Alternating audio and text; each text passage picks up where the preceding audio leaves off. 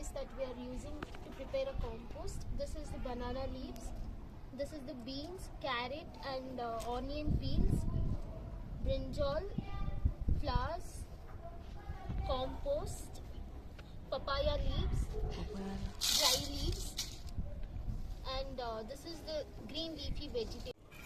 So first I'm going to add onion leaves, all the kitchen waste.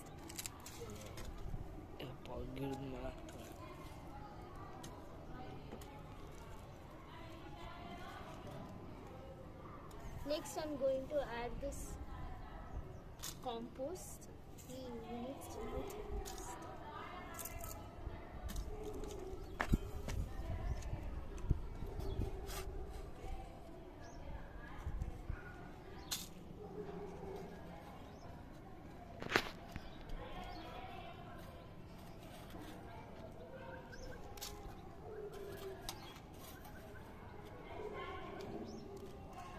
Then we are going to add dry leaves.